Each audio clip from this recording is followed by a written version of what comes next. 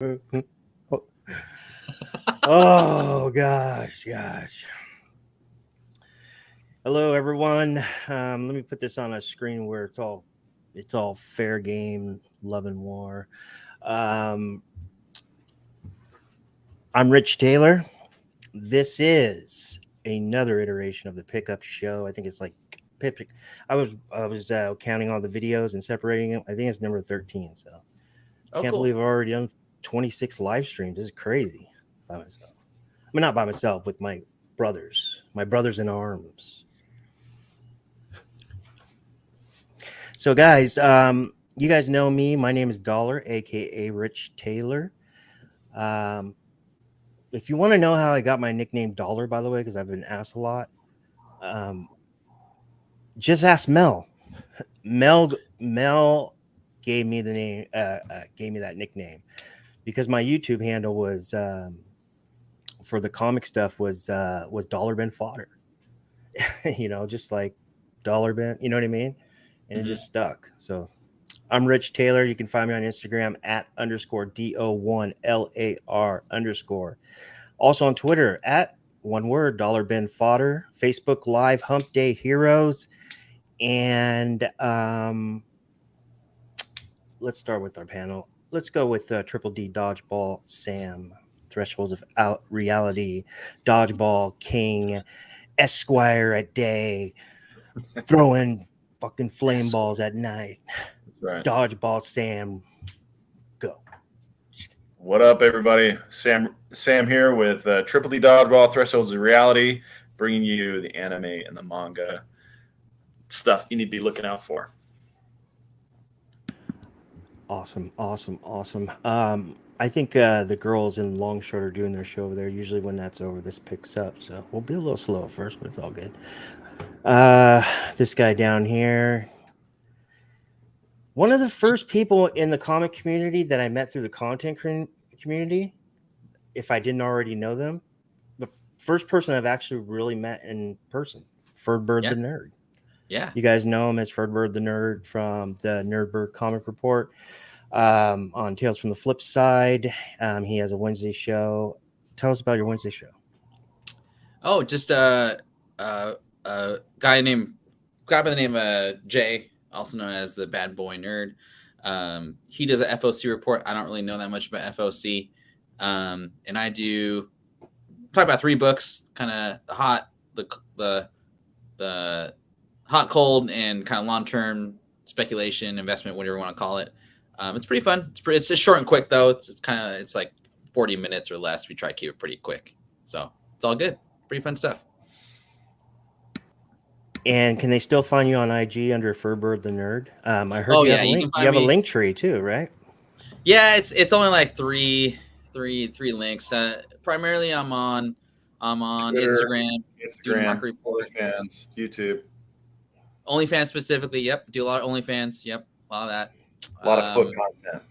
A lot of toes. I got weird toes, so but people like it. I don't know. It's weird. OnlyFans. What's wrong with your toes? You got hammer time, dude? They're so weird. They like mushrooms, man. I don't want to get into it, but maybe another show. Maybe we'll do a mushroom. But hey, as long as your feet don't look like Jenica's. Oh, they're worse. Jenica. Oh, they're worse, man. I'll put Jenica's got like princess toes compared to mine. They're pretty gross. All right. Sorry, I brought it up. You guys are funny, man. What is it with this? Never mind. Just kidding. Hold up 1 second. Let me get this going. We were late, guys. I wanted to give you guys a lowdown. Ferdbirdthenerd. He works in finance. He's actually as non-serious as you want to take him. He's actually one of the most serious financial dudes I've met in a long time, besides Longshore. Especially when you get to talk to him. He's very sharp, very knowledgeable about comics. Well, I would say knowledgeable enough because his deal is speculation, investment, market trends, and spotting them fast. And he spots them pretty much faster. I know a lot of these guys that do this stuff. He spots them pretty quick. He surprises me sometimes. And that's what I want to do with him here on Thursdays when he can make it. Now, his number one is Flipside, and we wish him the luck. And I'll be tuning in. That's 100%. And that's at 6:30 p.m. Pacific or 5:30. It's at actually 4:15 Pacific on Wednesdays. It's a pretty quick show though. So okay, we got cool. some reviews though. Yeah, it's good stuff. Yeah. I heard some good things. But Cool. Yeah. Anyways, sorry guys. Yeah, so let me get back into this. I'm trying to work as we do this. So what we decided is we're going to do our market report. I'm still going to do the Monday report, the new Hump Day Heroes, but we're going to do what's called 5 up, 5 down. But we realized that 5 up, 5 down for like an inaugural or first time might be a little too much, so we're changing it to 4 up, 4 down. I like it. You'll get a little bit of that. Sam is also going to take our hand and show us the Marvel manga investment, whatever anime, stuff we're missing out on if you're not involved. He's got a nice 10 minute segment. It's a really nice piece. I can't wait. So let's get into this. But before we start, I want to give a shout out to somebody that passed away recently. It's the dude in the back, handsome, baby-faced, blue-eyed, red shirt guy. And you see the guy with the tan on the left, bottom left, that looks like he got stung by 1,000 bees? That's me. Anyways, I remember that night clearly, and I had one of the best times I've ever had in my life. And yeah, it was a really, really good night. And we had a lot of good nights, but anyways, he passed away recently. He is I guess you can say a known unknown in the sense of the Baja motocross, or motocross business industry as a whole. He's not one for bragging, kind of keeps it on the down low, but the guy knew so much about bikes, so much about off-road trucks, sand rails, you name it, from tuning to speed. And he was also a really good dirt bike rider, but he suddenly passed away. He has a son, and here's him in Baja. They go to Baja every year to do this giant race. It's like a multi-million-dollar race, crazy. But they're all hanging out with their neighbor. This is his beautiful family. This is Shawn right here with the shaved head. This is his son Dash, and this is Shannon. I believe it's his ex-wife, but it doesn't matter because they were closer than ever, and two good parents, raised a really good kid, and he passed away nobody saw it coming. 45 years old, same age as me. Shawn Dolmage was always a really kind, and was someone who always made those around him laugh. He was a wonderful brother and a wonderful person all the way around. He was a wonderful father. He never failed to succeed putting a smile on everyone's face who was in close proximity to him. Shawn was not as visible to the media as other writers, despite the fact that he wrote with polish and confidence that few others could match. He gave the great Desert Assassins, shout out to them, Desert Assassins, his entire life and everything he owned. Rest in peace, Shawn. Moment of silence, guys. Appreciate it. They have a GoFundMe. I'll go ahead. I'm going to be sharing it on my IG. You don't have to be named. You want to use my credit card and give them $1? I don't care. Let's help these people out. His ex-wife or his wife, I should say, and their child now is without a father, and he's the breadwinner. He does well for himself. So this is going to be a huge loss. So I'm going to be posting that. If you guys want to help out in any way, that'd be awesome. Guys, please, let's go ahead and tune this up a little bit. Thank you guys for coming. Make sure you like, share, subscribe, double click notification bell, leave us a comment or question, and let's chop it up in the comments section. Sorry for your loss, Rich. Yeah, thanks, man. Yeah, sorry to hear that, Rich. It's funny, like yeah, I just don't like talking about it.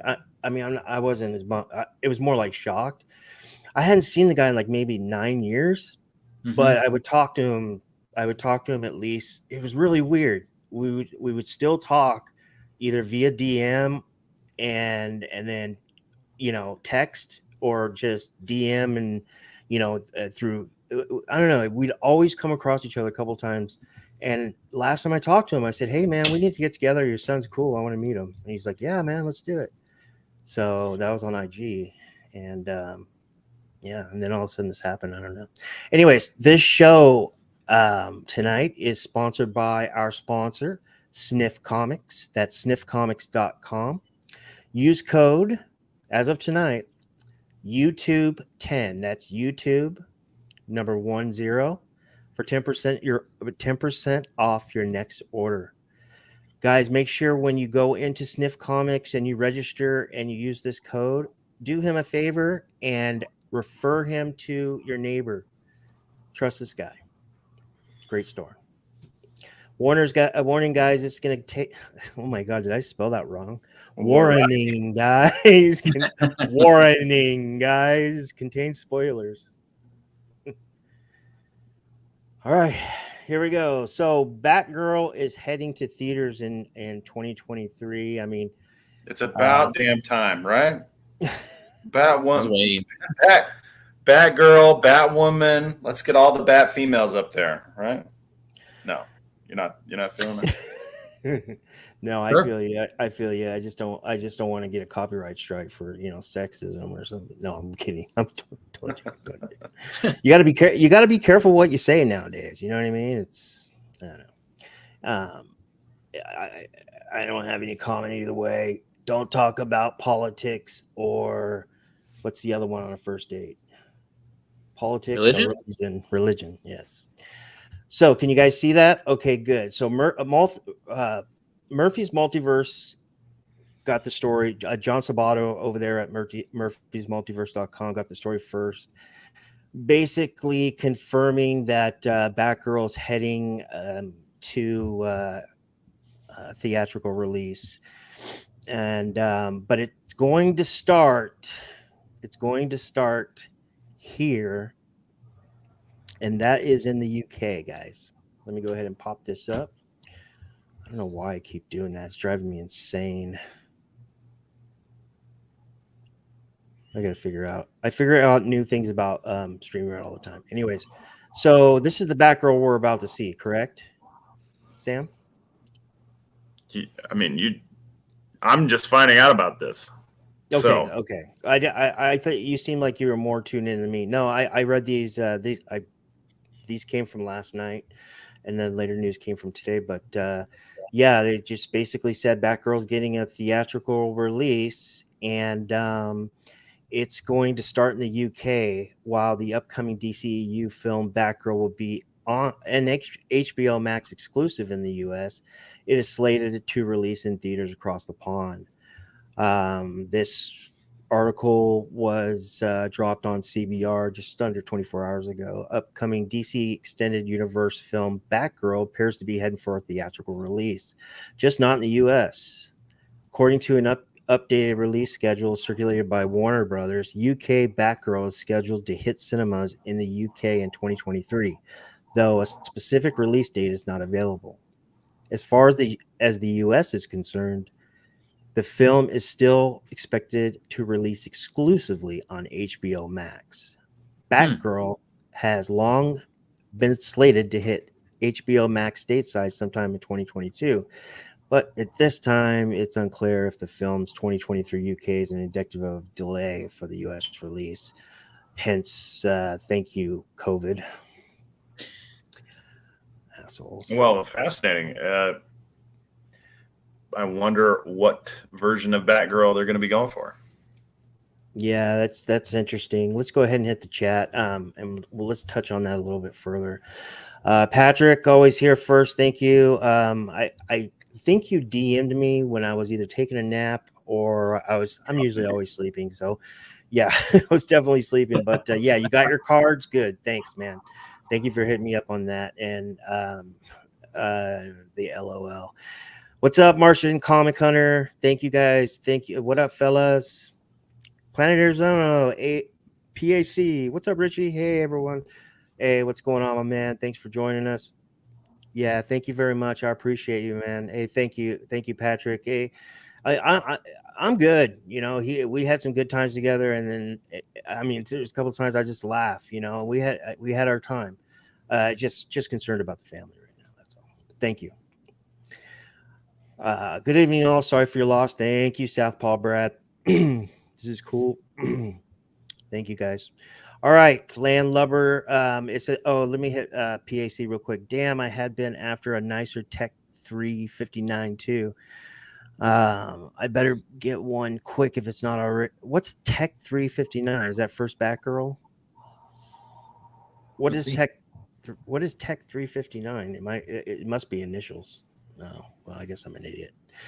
All right, Miss Marvel. So, what you guys think of the finale, guys? Remember, I said spoiler alert, guys. Don't please. Well, I mean, you can get pissed. I'm not going to get mad at you for that, but I'm just saying, like, you were warned.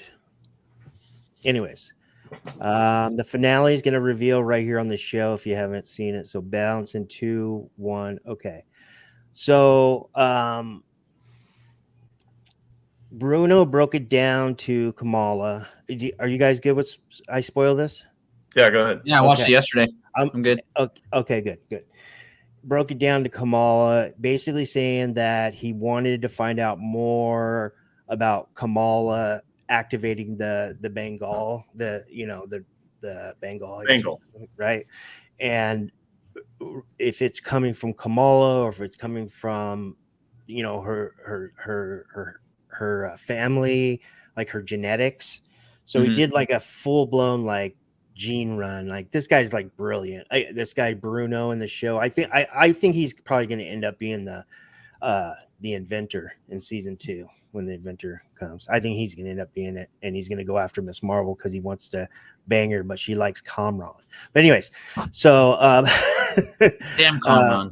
Yeah. So anyway, so he's like, hey, I wanted to let you know that I was looking at your genes and compared to your brothers to see if they had other superpowers because yeah, but there's something different, and he basically said in his own words that her genes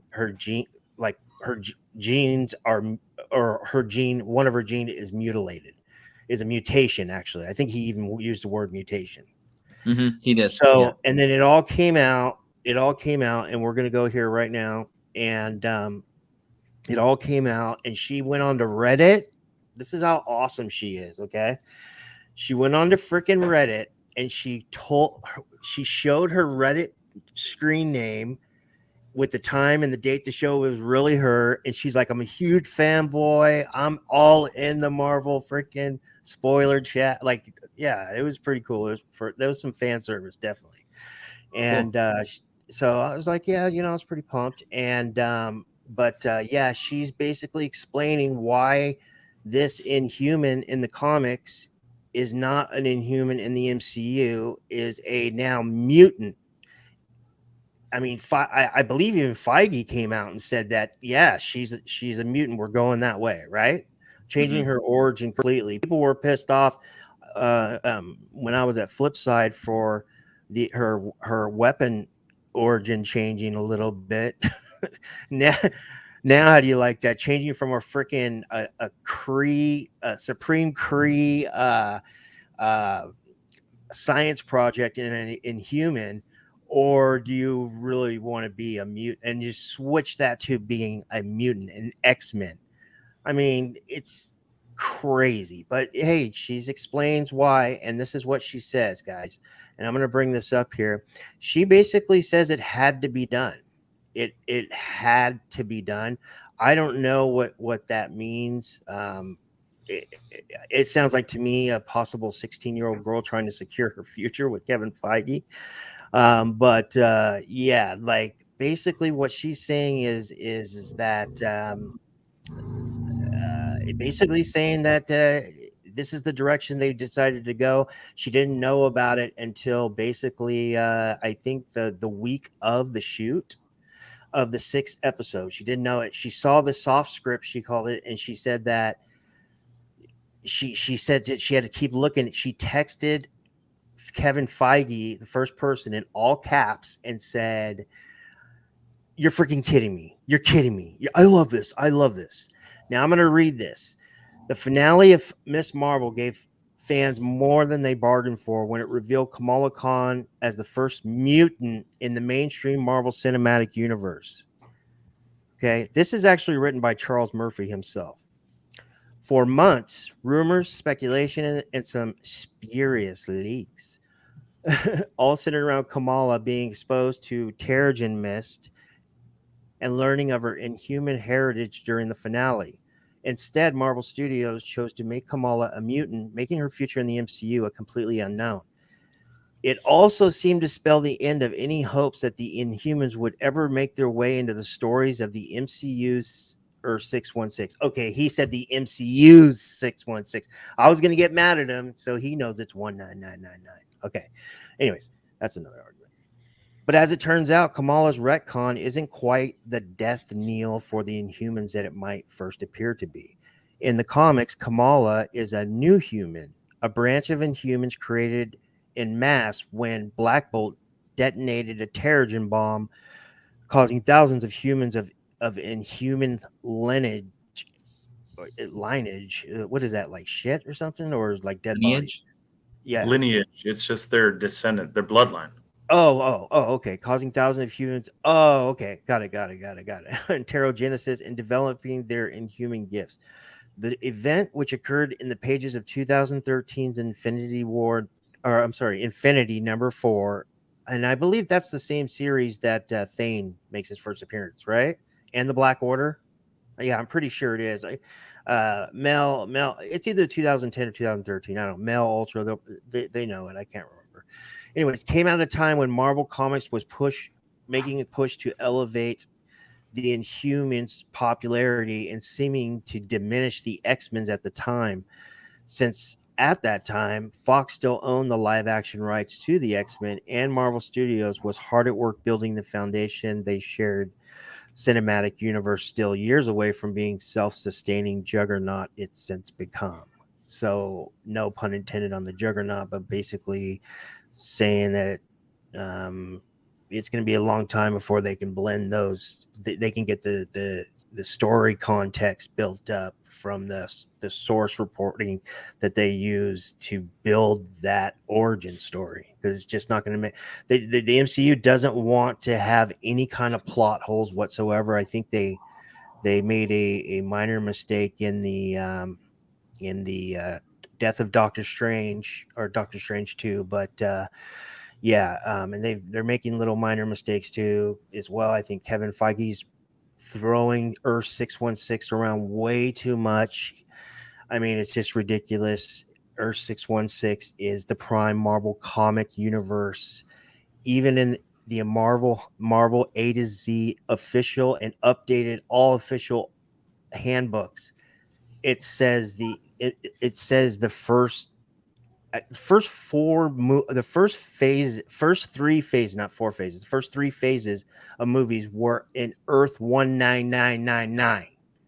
Okay, so, and then another thing is what makes me mad is that the MCU, if they really want to claim that was 616, it's even more fucked up than it is, because how can you going to have an Earth 616 prime universe over here in the MCU, but then you're going to have 616 in the comics, and these characters on the same timeline and reality are doing completely opposite things? You know what I mean? Doesn't make sense. So anyways, just thought I would rant there for a second. That's good. All right. I mean, did you guys like the show? I liked it a lot. I thought it was really I loved it. Yeah, I have no complaints about the show. was awesome. I'm afraid I haven't finished it. I got through halfway through episode 2, and I fell asleep watching it on my tablet, and I haven't picked it back up. Oops. All right, guys, I'm gonna go through this real quick, so we can get our segments in. In case you missed it, Taskmaster, the Taskmaster Black Widow Taskmaster is coming back. I don't think anybody cares. It was the worst. Another big. Man, Phase 4 has been trash. Phase 4, I'm still pissed. I mean, how could they waste Gore the God Butcher? I'm so angry about that. And I thought $400 on a 9.8 was a good buy. You get that shit for $1. We didn't even see him butcher any gods. But remember, in the comics, he does. Oh, and by the way, that book is a buy all day. It's dropping like a rock. It's a buy all day. It's the fucking first appearance of the fucking all black, the Necro Sword, the first symbiote that's going to end up probably fucking changing the Marvel Cinematic Universe when Null gets here. Trust me on this one. So, hey, he can come back. But anyways, the Hood is coming to the MCU, guys. I know you heard a rehash rumor, but now it's confirmed. The MCU or the Marvel Twitter page put it out, and here is the what is that? The tentative artwork or whatever that Marvel puts out, and they have fans do it. What's it called? Concept art, whatever. Thunderbolts. Red Hood's going to be a part of the Thunderbolts. Done deal. Red Hood or the Hood, right? Or Red Hood. Yeah, I'm thinking of Joe, of course. Yes, the Hood. Let's dig in with Dollar. Learn the real history. And you see that cube, that's my brain. And this is me all messy. All right, guys. So real quick, dig in with Dollar. You got some books that are, I mean, $2 or less. Online, you're probably doing yourself a disservice because $10 ship, probably get it for 50 cents, but there's not a lot of them. Besides issue 1. Issue 1's a monsters. There's 5 first appearances in this book besides first appearance, origin, and cover of Parker Robbins, aka the Hood. Okay. But you also have John King. You guys know him as Cancer. I mean, he made like 26 to 57 appearances, and I mean, he was a badass. Sarah Robbins, his love interest, the Hood's mom, which runs into the new Avengers in the Dark Reign run. First appearance, Grow. Grow is basically a junkie that is an ally for him. So this book right now is trending before the news. The news dropped this morning, and I believe I have it over here, but I'm not going to go back and forth and bore you guys to death. But yeah, it dropped this morning, and I saw some books moving off eBay. Now, issue 2, the current fair market value for issue 2 is $2 raw. Okay. And that is with a near mint. Okay. And I saw a few listings for $5.95 free shipping. So do the math. No 9.8s I could find that were sold, but there is one for some weird reason at a retailer we all know that this guy's asking like $200 for it. I don't know. Maybe he can read the future. Anyways, 5 first appearances in this one as well, guys. First appearance and cover appearance of Gollum. That's the dude right here on the left. That's looks like a little mini Hitman, Kingpin. You have first appearance and cover appearance of Madame Rapier, aka Isabel Cholet. And guys, don't even bother reading your key collector or whatever app you're using. This stuff's not in there.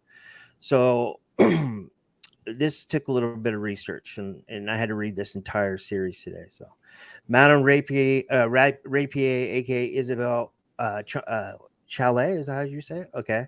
And then the first appearance, and he dies, is a one and done, which sucks. But I can see this character totally getting retconned. Named Mosh. Oh man, he looks so cool. And there's 2 other first appearances too of these 2 FBI guys. So you figure if he ever got like a D+ show or something on the side, yeah. So it's a $2 bet. Low risk, high reward. That's how we like it. We want money. I got to get it right. I told you guys to fucking buy Gore the God Butcher at $375 to $400. You could have waited 3 weeks. We could have got that shit for a cheeseburger. Oh man, the RSO is kicking in. All right. Hood number 4. Really cool cover, right? You guys like that? All that red? It's got to be tough, right? Current fair market value, $10 shipped. What's going on with this book? I'll tell you what. Low under ordered. 2 through 6 are just low ordered. I believe 1 was ordered around 40 or 50. I gotta find out those numbers. But anyways, first appearance of Elizabeth Bondi, who becomes White Fang in issue 6. Very important, badass character. That's her on the right, White Fang. She becomes White Fang. She's a badass looking character. She looks like a Spider-Verse Cosmos character, right? And then I look at the cover art on Hood 6. It's only one cover. There's no variants or anything. It could be a Dynamic Forces out there somewhere, but I don't know. That's a dope cover. Last issue, check, done. Low print, done. Key first appearance, White Fang, done. Cool cover art, done. This is a no-brainer. Current FMV, $10 ship. Couldn't find any 9/8s, guys. Now, let's go ahead and pass it off to my man, Triple D Dodgeball, with a Manga Minute with Triple D Dodgeball, Sam Esquire, Secure Spider. So we're looking here at the 3 big issues that are coming out, or that have come out this week. The first one I wanted to bring up is Chainsaw Man number 98. Part 2 has started. And for those of you not familiar with Chainsaw Man, it was a revolutionary manga that started in 2020, ran for 97 issues, and then ended. And then they said, this is only the end of part 1. There's going to be a part 2.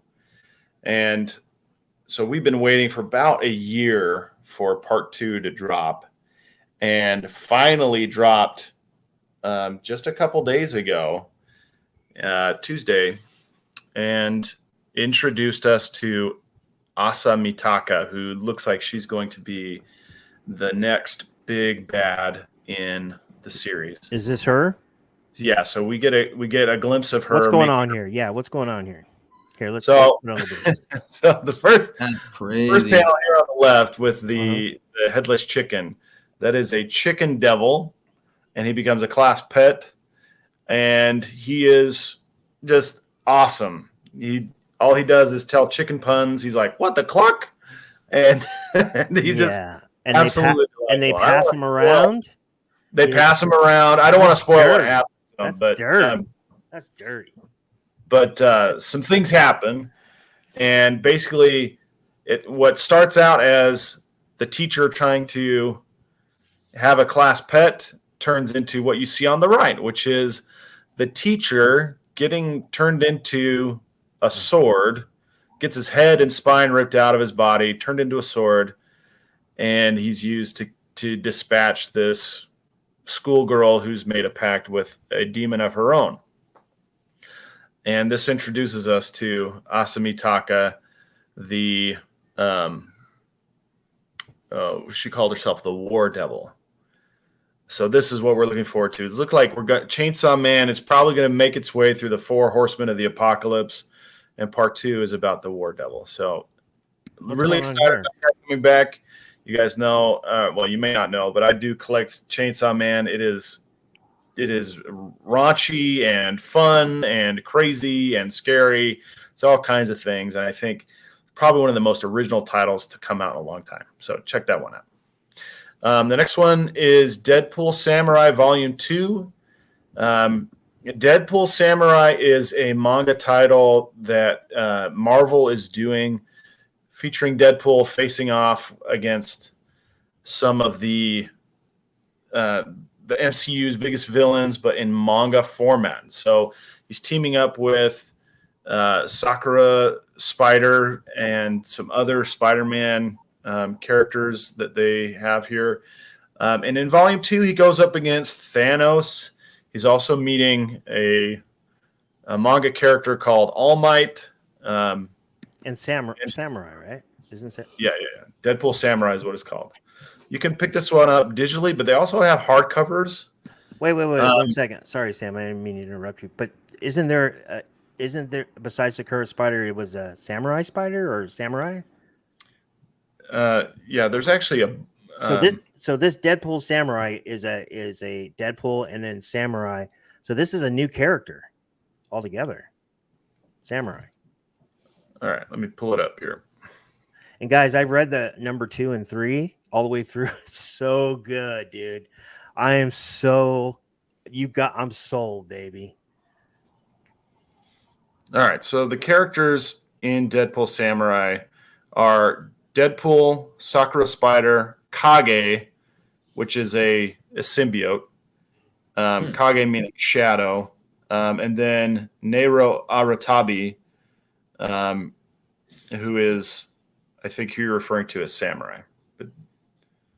But Okay.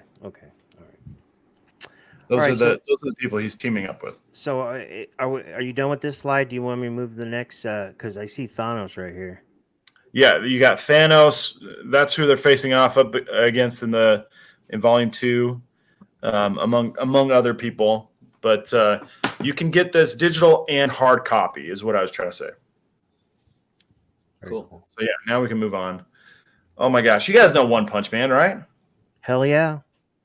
Well, did you know it's still going? It's still going. 165, huh? Yeah, it's absolutely incredible. The art has gone places that it's never gone before. What you see there is Saitama is that kind of silhouette against the red spot of Jupiter, and he's facing off against the villain named Garo, who appeared in season 2 of the anime. And this is kind of Garo's ultimate form, Cosmic Garo. And they get transported to Io, the moon of Jupiter, in order to prevent any loss of life on Earth. We get to see Saitama unleash a move that only the webcomic fans have known about for the last probably 3 years, called the Killer Move Serious Table Flip. And the result, you see him start the move there on the left, and then on the right is the result. It basically destroys the entire surface of Io. But the incredible part, I think, that of the One Punch Man series is that it's released digitally, and so you get to see Yusuke Murata really dive in on his art. He colored the entire panels you see here in color. He, for another issue that came, I think it was two issues ago, 163, he did a GIF animation for the digital release. So it wasn't just a single panel. The panel itself was a GIF, and you could see like the shadows of Saitama and Garo kind of going back and forth in the panel. It was so incredible. The art in One Punch Man is going places it's never been before.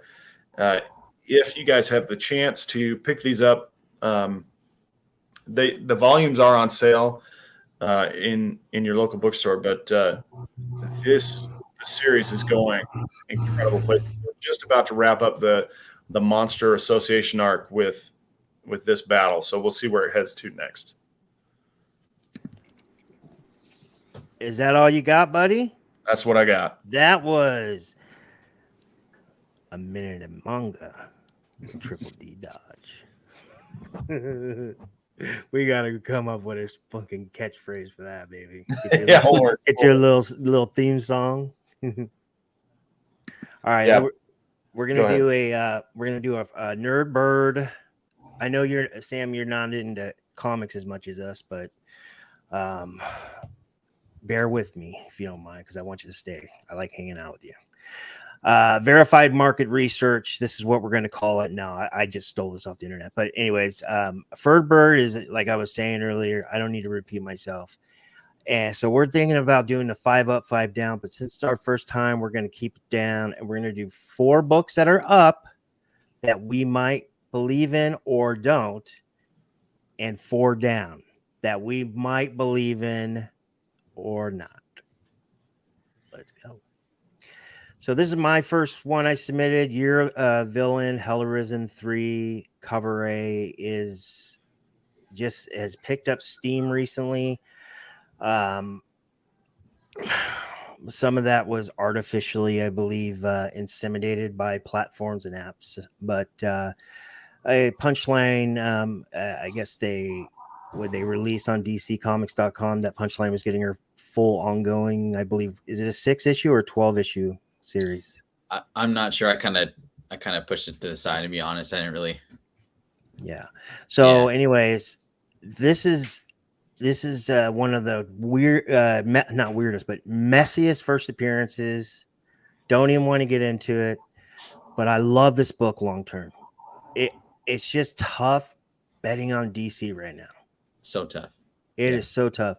So if you have been holding, because I've been holding my Hell Arisen, once it dropped, they dropped below 100 raw when they were going crazy. They never really got up to that. I think one time they got up to like 90 or something like that. But once I just put the last 7 or 8 of them I had and put them away because they're all like perfect. And I'm just waiting. I think the play here, because this book is seeing heat right now, I think is that variant. That variant is a cardstock variant. It's $1 more. And that's the catch on that. And you got to figure it's just a fraction of the what was the Comicron said was this issue? Was it like 30,000, 32,000? Really low. Yeah. Next one is Timeless #1. This is the Ramos variant. This is your first appearance of Miss Minutes on a cover. But you know, this is all we got right now. So yeah, we'll call this her first appearance until, you know, we get some in-story action with her. But the reason why this book is moving, I thought it was funny because it dropped. This book, I mean, you had to been watching this book, right, Ferd? I was, and then I kind of stopped watching it. I mean, dude, this book was like a big book at one time. It was like almost like $100. Yeah. No, it was almost 100. No, it was over 100, almost $100, right? Yeah, I think I just stopped watching it because I just like I'm not gonna pay more than $40 for it, so I just stopped watching it. But yeah. Oh, I hammered this book on FOC, and I ordered freaking 10 of them from Lucas. But we were having it was when PR Praying and Random House was taking over for Diamond. So he was having some issues. So I think we might have missed 10 there too. But I sold every single one of these and was all happy. But then all of a sudden the news came out, and which we can revisit in a bit. I just didn't want to keep these guys too long. But yeah, so the TVA Loki season 2 is filming right now, and it is all over the web that the TVA is back. So Miss Minutes is back too, most likely. So this book is Saul Ball.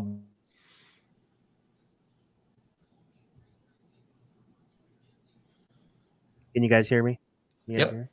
Saw a bump because of that, but remember, you got some stuff going on also in this book. Now, it is heavily ordered. It is heavily ordered, first print, but there's a lot of covers, so you're going to have to figure that one out. That's probably why you haven't seen a lot of these in a while. And I mean, I don't even see them on walls anymore. But anyways, yeah, like you got that, you got all those first appearances. I told you guys, and then Key, you know, I gave it to Nick. He put on Key Collector that, you know, that little girl that CBR reported is, or not CBR, I'm sorry, not the little girl, the new woman Black Panther in Timeless 1. They said it was Storm, and then I mentioned it was, well, why couldn't it have been their daughter, right, who was just introduced within a month in Dark Agent 4, and it has the same exact hair. Yeah, I remember you mentioned that a long time ago. So yeah, there's a lot going on in this book. There's that first cameo of those new young Avengers that we're gonna find more out about. There's Lin Lee as his first Iron Fist. That's Lin Lee's, by the way. I don't know if you know that. And then there's some other stuff. This is a good book, and if you don't have this cover, I mean, honestly, if you don't have this or cover A, I didn't really like any of the other covers. I'll be honest with you. I thought they all sucked. Even the Hidden Gem Jack Murphy homage or whatever, that was trash. And I love Jack Kirby. Did I say Jack Murphy? I meant Jack Kirby. A-Force #1. This is the first series, cover A. This is seeing some stupid heat. You guys need to be careful what you're buying right now. Let me tell you why. Okay. A, no pun intended, Force, A-Force. Okay, #1. This rehash rumor has been going around and around and around and around. The news that has popped and now rehashed the rumor again was just based on a puff piece, I think, on Screen Rant or Hollywood Reporter. It was a theory that they could do A-Force right away because they have X, Y, and Z all in the MCU. And a lot of people ran with that, and then the rumor came back. Unless I haven't seen anything confirmed, nothing. This book was ordered heavy. We're talking 150, 175,000. I don't know, pretty big. Really, really awesome variants. There's Stephanie Hans, which is seeing heat. That actually deserves it with Singularity on the front. Remember, his first appearance, Singularity. Then its first appearance of A-Force team, but it's cover and cameo. Issue 2 is first full story introduction, first full appearance. And I shout out to Topher. I believe he said is it issue 3 or is that the next volume where it's their first appearance in the 616, which is an important book. If you guys aren't, by the way, not to cut back here, but if you're not following Topher on the comicbookinvest.com website, he has an awesome article. It's called True First. And the dude he's just like us, loves sports, loves cards, super competitive, into speculation, has crazy theories you would never guess, finds these books that are just like, yeah, check him out. You're not going to agree with most of the stuff, but it all makes sense and could happen. And I think he's one of the best in the game. Follow him. Yeah, I think this book is trash. I think it's going to drop soon. I think the only ones worth having are the incentive variants. What do you think, Ferdy?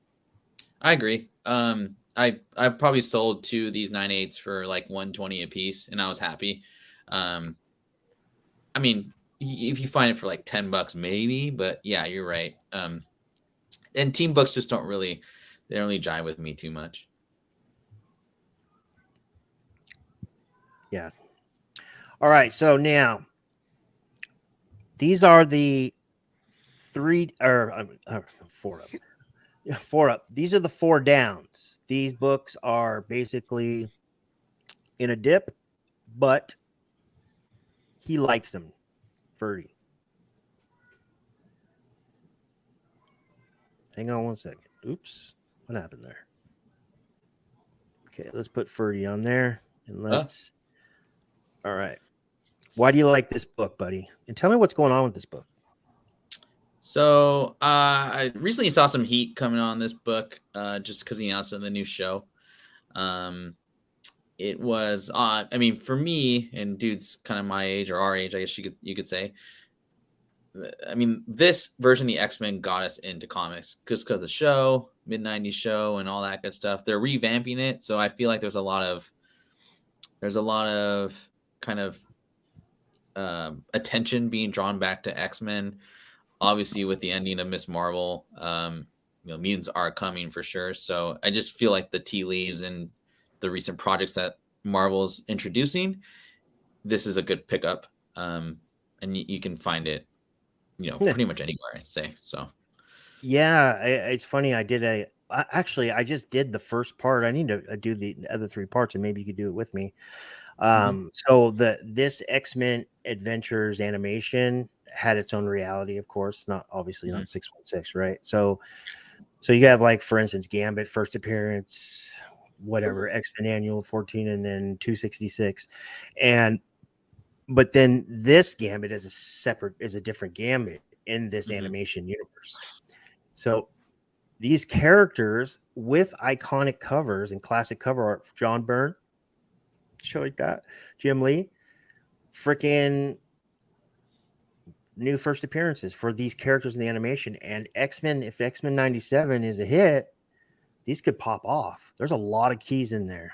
We'll talk about it after. You'll be stoked on it. But you need to see that video. If you haven't seen it, Ferdy, were you with me, Sam, when I did it? I don't know.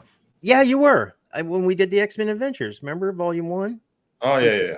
Yeah, it was good, right? I thought it was Yeah, good. it was. I have speculation on the origin of Miss Minutes. Ooh, okay. Okay, cool. Yeah, that sounds fun. So awesome. Lord Dollar as a channel. Game on. Thanks, Ronnie. I haven't seen him since Flipside. It's good to see him. Might be a good time to dump A Force while it's hot and buy back in a few months. Yeah. Dump those cover A's and those store variants, those Midtown exclusives, and buy back those that Hans or that Adam Hughes 1 in 50. Or is it a 1 in 100? I think it's a 1 in 100. All right, what's going on here, bud? So this book has actually been on quite a dip. It's a first appearance of Swordmaster. In story. And the 1 in 25 was really expensive last year. It was like almost 1,400 in 9.8. Yeah, your notes are right here. It says was 1,509.8, now 809.8. You sure that's not like a one sale outlier? I didn't check it. So yeah, this book doesn't come off very often, but No, I've been on the hunt for this book. And the one sale I did see was for $800, and actually I was pretty shocked. Too bad you weren't friends with me in 2019. I probably would have gave you one for $20. Oh, dude, I had 4 of them. Yeah, really. That's dude, awesome.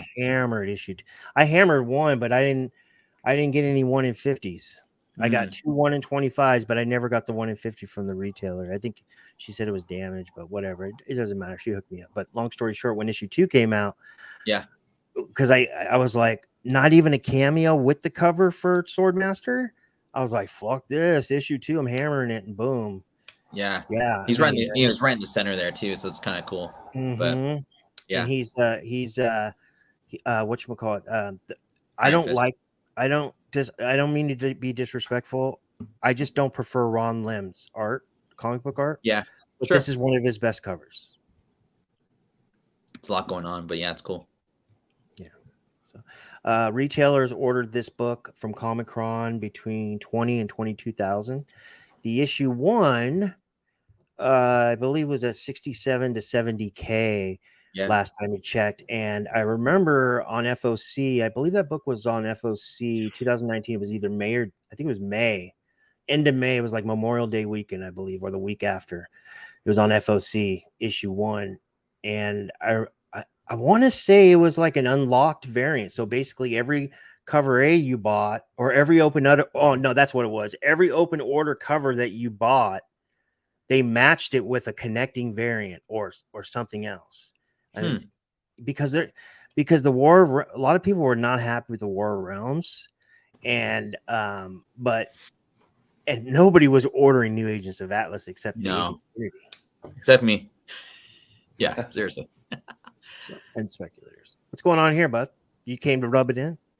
A little bit, no. Actually, a good friend of mine bought this, I think, a couple weeks ago, and he paid like 200, and he thought he like struck gold. I just saw one sell today for 169. I mean, I told him though, panic selling. It's panic selling. What's that? It's stupid. It's panic selling. It's the dumbest thing. Man, kudos. I might go buy one after this is done. I mean, like, for $1.50, like $1.60, like, I don't mind that. Like, I dug Gore in the movie. Like, Christian Bale's like one of my favorite actors, I would say. So why not? I mean, who cares if it goes up in value? I mean, it's still a great book to have in your collection if you're a collector, So, but yeah, bummer. It's gone down a bit. I mean, that tends to happen no matter whether the movie is well received or not, right? It's just you buy the rumor, you sell the news. Yeah, it's gone down. You want to hear something funny? We speculate and we argue and we debate about so much shit that, and then you want to do FOC and you want to do New Comic Book Day, and then all of a sudden you got a day off or two, and you want to fucking go. You want to go hang out with Pops or your buddies, get some beers or whatever, Gatorades if you don't drink or whatever, and you want to hit some garage sales and thrift stores and pawn shops and shit and look for, you know what I mean, some treasure finds. You have that time. Well, fuck, dude. Like, I get an email from Midtown. This is the day of release, and I have completely forgot about Thor 4, about all the all the arguments we were in over the last 2 years. I completely forgot about. I'm already on to the fucking next. So I get this email from Midtown, and it says, yeah, your wish list is all right. $3. Thor God of Thunder #2 in near mint condition, second print. Thor God of Thunder #2 in very fine condition, but first print. Thor God of Thunder 3, Thor God of Thunder 6. But that's the 6 they said was in good condition. They have 5 scales, so basically they're calling it like a lower mid grade. Anyways, I was so on that. And I was just getting out of bed and I went, wait a minute. Fucking movie starts today. If he dies and the MCU keeps fucking up and they waste his character, I'm gonna lose out on these books. I better wait. And I waited. Some sucker bought it 5 minutes later, and now he's dead. But remember, guys, what I've told you. I mean, in my Thor God of Thunder live stream I did with I think it was with Ferdy, right? Yeah, it was with us. Yeah. Mm-hmm. There's a long history with Gore the God Butcher and that necro blade, that all black the necro sword. Mm-hmm. Also, the MCU likes Jason Aaron.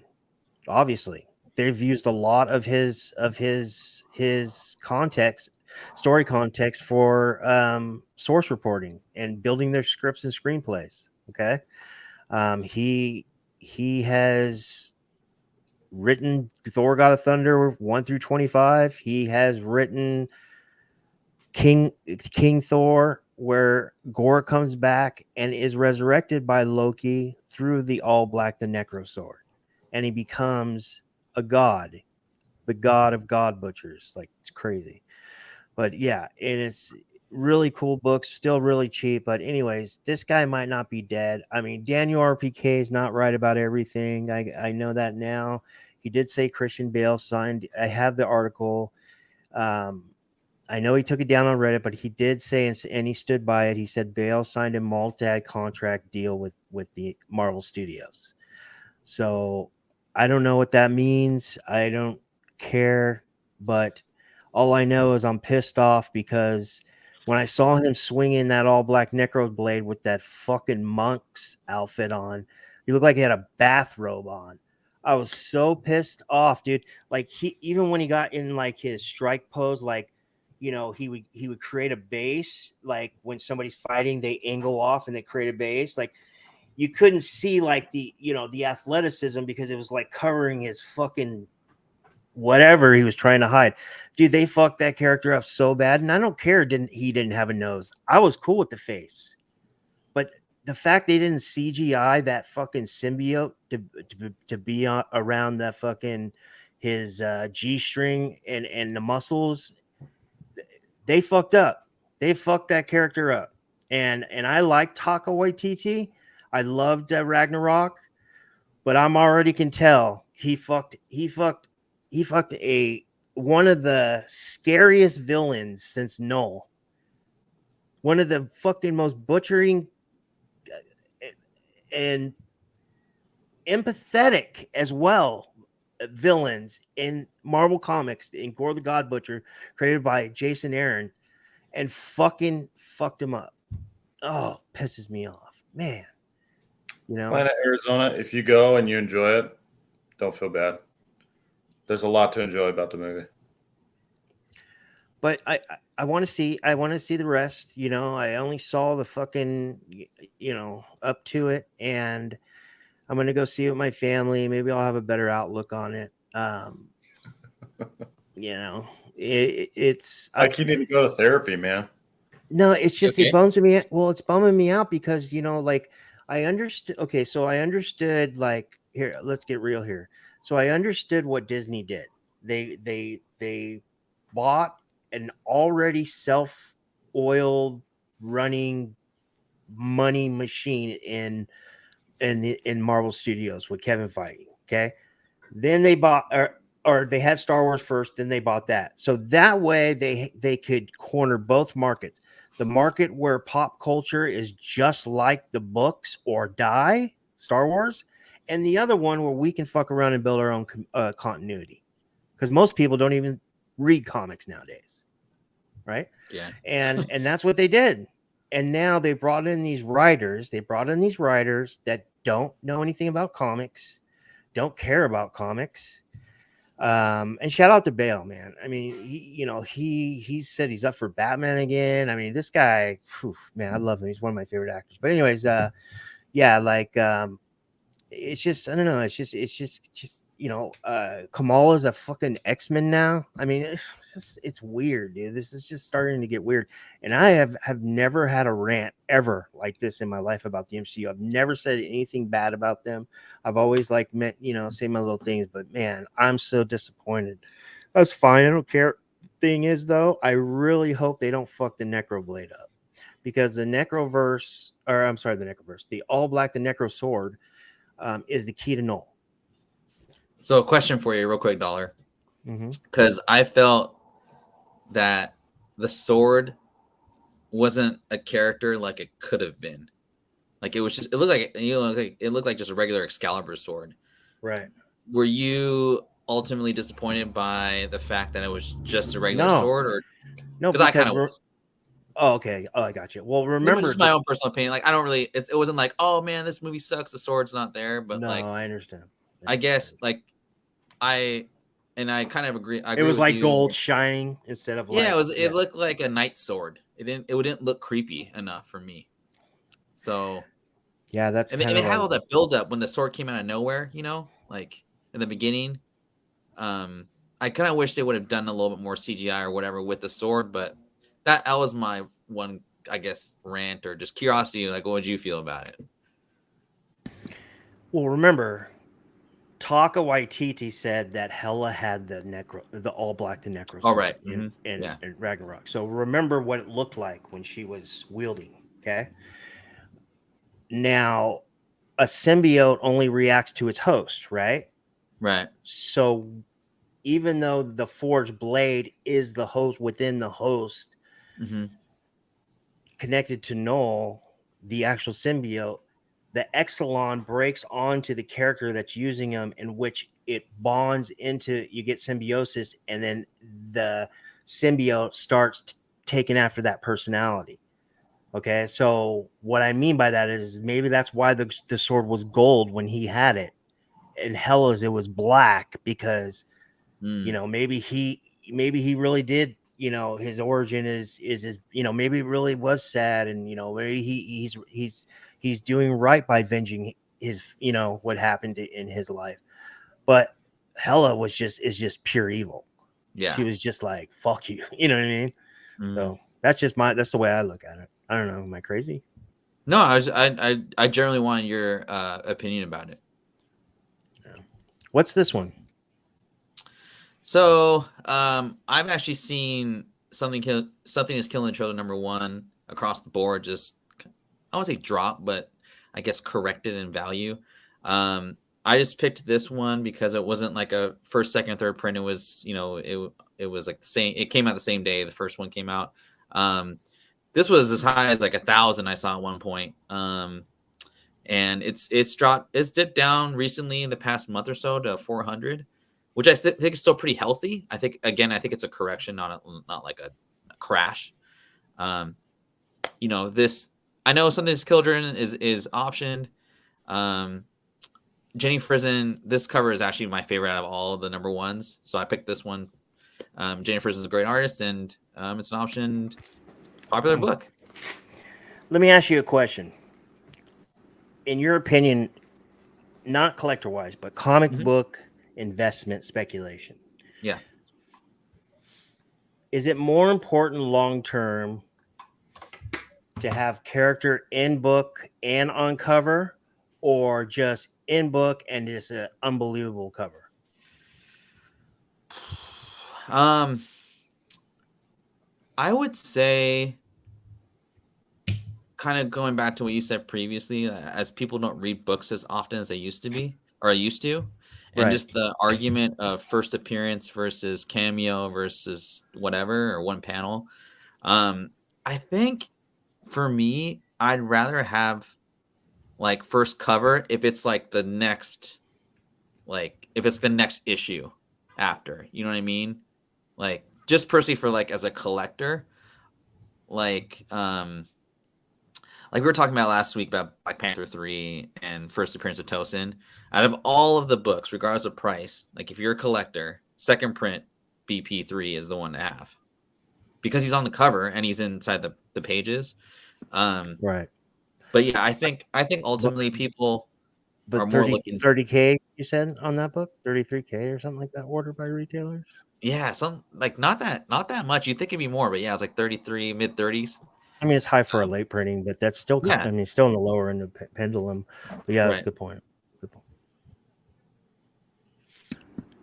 Yeah. Yeah, the reason why I ask is because there's a really lot of nice covers for the first print. But remember, have you read this series? I've read 1 through 18. I haven't. I did like 1 past. through 16. So yeah. Mm-hmm. So 18 is the one with old dragon on the cover or whatever. Right. Mm-hmm. That's going to be an important key if this thing moves, by the way. But anyways, yeah. So Octo, her sock puppet that manifests the demon, right? The monster, right? Does not make an appearance on any cover of the first prints that released that day, except the Jay Lee cover. Oh, I didn't think of that. The Jay Lee cover was either open to order or it was like a qualified, like an unlocked variant or something. But there was a black and white one too that was pretty rare. But yeah, Octo and her on there. Now I think if you go down a few weeks to a month or so in the historical releases of the late printings, I think you can see the shadow and the silhouette of Octo on like the 4th or 5th printing. But I mean, that's like a month away. You know what I mean? Yeah. Yeah. So good stuff. What's going on here? So this is like one of the books I was like, I'll look for at a show to kind of get a gauge of what retailers are asking for and, kind of gauge of the market overall. When I was looking at this book last year, 2021, I saw highs, 1,200 to 1,500 for the direct, not even the newsstand, but the direct. And I was at a show earlier this year in Seattle or in the Seattle area, and retailers were asking for like 900 to 1,000 for a 9.8. Well, you can go online and get this guy for 700 now. Obviously, there's Secret War speculation, but with the ending of No Way Home, or wait, sorry, the third Spider-Man. Yeah, third Spider-Man. I can't get all mixed up. That's the symbiote's coming in the MCU, so I feel like this is like the one book to have for a long time that's going to have staying value, and it's down to $700, and it's an older book. Yeah, I would. This is like a PC book for me at $700, and it's a no-brainer in my opinion. So, would you be surprised? Okay, good, Sam. Would you be surprised if I told you that I sold or 9/8 of this book were at an all-time high a month into the pandemic, or like that first March or second March of 2020, but not one would sell over $400? Did you know that? Yeah. No, I was holding one. I was holding one, and then I sold it for $425 shipped. And not even fucking 6 months later, as I'm on Drunken Chat and all this stuff, I'm watching these market reports on this Monday show with Nico and all them, or whatever, CBSI Hot 10 or whatever, and I'm seeing these new fucking heights, and I'm sick to my stomach. Dude, all I had to do was wait a few months. Instead, I needed some. I gave him some cheeseburgers. You know what that's from, right? I don't, but You never you seen did it Menace good. to- Whatever it was, where it was from, it was good. Menace to Society? He goes, Oh, "Suck gee, your- oh yeah, I'll suck your Y'all want the cheeseburgers? Yeah, I know that. I know that. cheese. Y'all want some cheese?" Yeah, I love that dude. But anyways, cool, very cool, man. Very cool. Let's get back to the chat, and then I'll. Sam looks like he's like, "Oh, I'm cool, dude. I'm Iron Man. I'm the Iron Man of content creators." No, that's Brian. Sam's number 2. Brian's Cal. Not Iron Man of content creators. Brian's Cal Ripken Jr., but Sam's. Wait, Sam's what? Oh my There's one word to describe America, and that is dude! I just cut out time, man. Right when the punchline was there. It was gonna be epic. Can you guys hear me? Yeah. What would you say? And I don't care. Hello, Now- Clarice. Can you hear me? All right. I'm having a good time. I'm having a good time. Yeah, I just keep cutting out. Just fun. Huh? Louder. All right. We're getting pranked. Are we? Dollars punking us. Yo, what up, Brad? You know, Brad. I go on this guy's YouTube channel when I'm looking for cards. You know, trying to not pay secondary market prices. And there's like no comic guys. There's like 1 in a billion. Well, guess who's fucking dude? Brad. Me and Brad, we're the only guys that are up at fucking 2:30 in the morning every single night waiting for a fucking restock, dude. That never comes. And then when you finally fall asleep and want to sleep for like a week because you hadn't slept for like 3 days, you're waiting for these restocks. The restock comes when you're sleeping. I think they're blending. Yeah, you're right. What's up, Kyle? Oh, yeah, I think I already hit that. But yeah, I wanted to bring, that's why I came back here. So late night makes a good point. Makes me think about who will be replacing Joe Quesada to line the MCU with Marvel Comics. I think that's what they should do, because that way they don't have to worry about these pop culture, all of a sudden cool directors or whatever that made this cool movie with fucking Tom Hardy one time, and all of a sudden they know nothing about comics. That way, if they can just align the comics with the MCU, all they do is they just turn to the writers, right? I'm just saying, look, Thor getting Stormbreaker in Avengers 3 before Beta Ray Bill did. One movie or maybe 2 movies right in the same time length? Avengers 3 Infinity War released around Ragnarok, like a year later. When we saw Beta Ray Bill on that Grandmaster's champion post, remember? Mm-hmm. Okay. Then in Avengers 3, fucking Thor gets Stormbreaker. Okay, yeah. I can see past that. I'm good, guys. But I'm not good with fucking Kamala is a mutant now. I'm not good with freaking Gore the God Butcher being dead and getting one of the best villain actors of all time to play him. And so on and so forth. And it's just been upsetting. It's been upsetting. And it's like I'm looking at speculation as a completely different, I guess you can say, point of view, in the sense that, look, and I know I sound like a broken record, but the MCU has their own continuity. They're doing whatever the fuck they want. You guys heard that saying before? I mentioned it earlier. Buy the rumor, sell the news. You ever heard that before? Yes. Always in stocks all the time. Yep.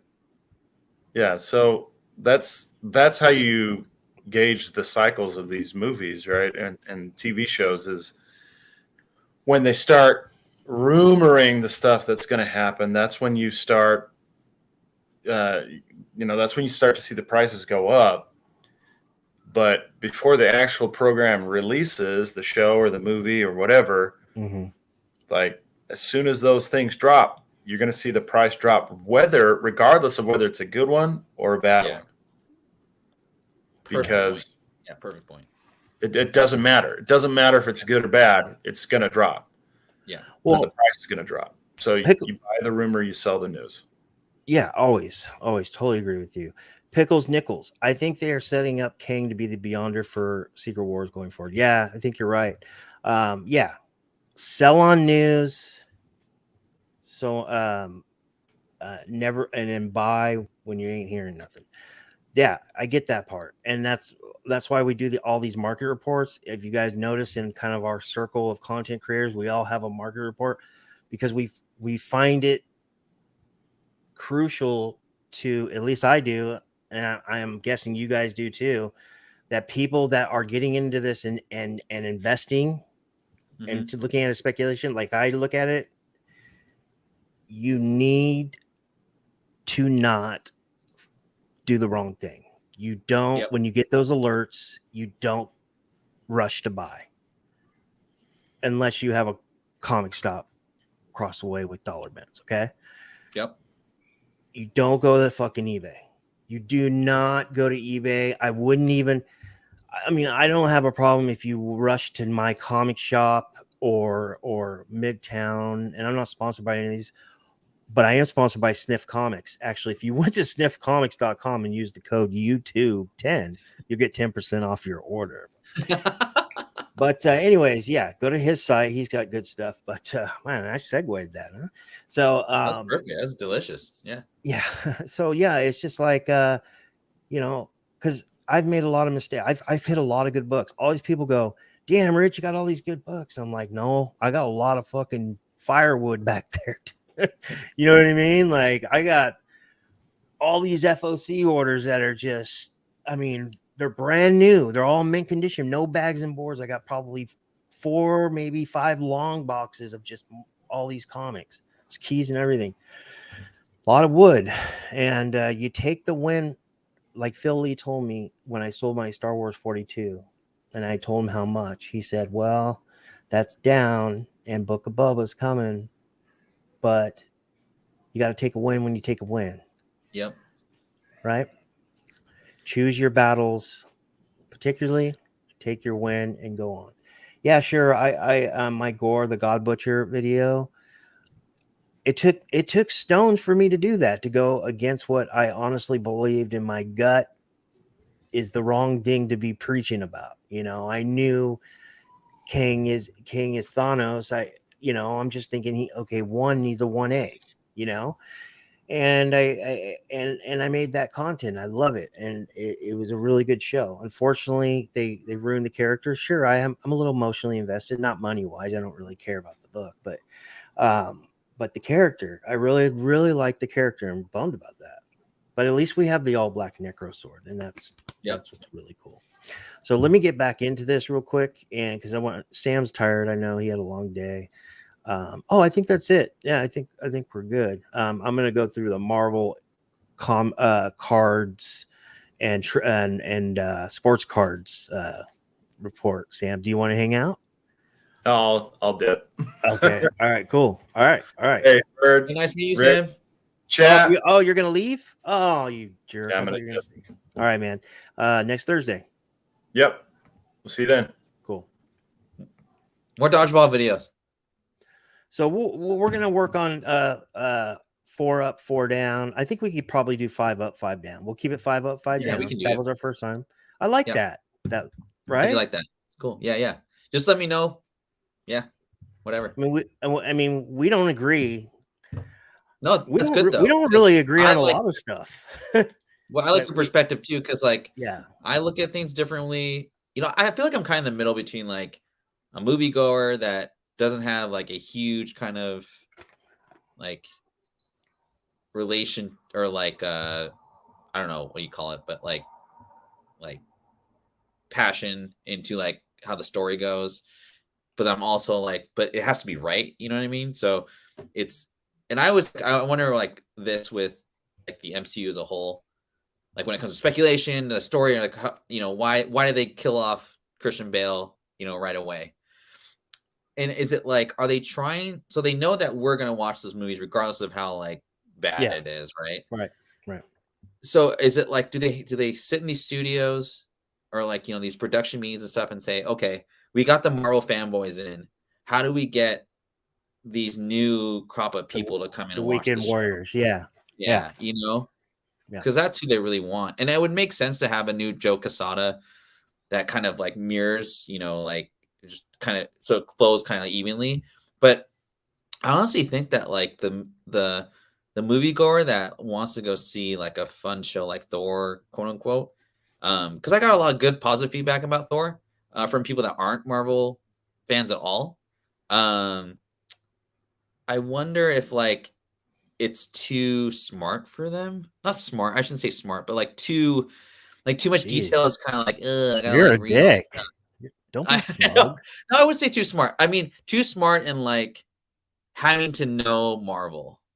You know what I mean? It's and I say this for like myself too. Like, you know, a buddy who's my buddy Jason. He's gotten into comic books. We're old high school buddies, and he just asked me. I told him a couple series to read, and I was like, "Oh, you got to read Absolute Carnage," and after that, immediately read Kingdom Black.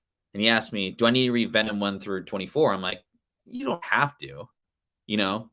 Well, there are some important tie-ins, but yeah. But like he could just read it, you know. Yeah, That's yeah, kind of yeah. what I'm thinking. That's the point I'm trying to make with like movies in general. Like you want people to just watch the movie. You don't need to have them like do a book report before they go see the movie. You know what I'm saying? So I don't know, just food for thought. Yeah, of that's why that stuff happens. That's a great point. I agree with you. You make a lot of sense. But when we were talking to Sam, this is what I was trying to say. He I don't know if I got cut off or I just lost my train of thought. But I remember we were saying, what was I saying? I was saying, yeah, I'm looking at this spec thing completely different. The reason why I'm looking at it different is because I cannot put too much time and effort into something that's comic accurate. Yeah. So what I'm going to do is rather than speculating on story arcs, I'm going to speculate on characters, just straight up characters. Yeah. So many times I've speculated on story arcs and I've hit a lot, you know, like, sure, you know, but I've missed a lot. And now that, you know, I'm getting more out there in the public, I want people to win with me. And, you know, even if I'm 50-50 or fucking 80 wrong and 20 yes or whatever, you know, I don't want to ever stir anybody in the wrong direction. That's really important to me. No, yeah, 100%. All right, let's I wanted to do some unboxing. Oh, is that cool? Do you yeah, have I got one too, actually. You go first. You go first. No, I got a lot, dude. Yeah, I mean, this is from 2 weeks. 2 weeks, yeah. Oh shit. Oh yeah, that's right. Because you're on vacation last week. How was your vacation, by the way? It wasn't vacation. Is for work. I was getting everything cleared up with the union for my job to call me, and yeah, I'll tell you about it. Cool. So what you got there? I don't know. I have no idea. Oh man, this is really taped up. I think it's. I mean, obviously it's a slab, right? I think it is a Star Wars book that I got from a dude who messaged me because I put a bid on his book. It is a Star Wars book. I should. Sorry, I didn't think this was going to be that intense. But... No, take your time, man. We're chilling, bro. We're chilling. It's a Star Wars book. Oh man, you like double box this.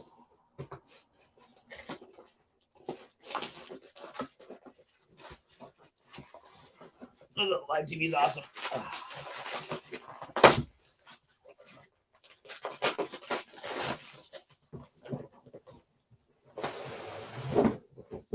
Well, the funny thing is he doesn't know I'm gonna crack this anyway, but you have to pack it as well.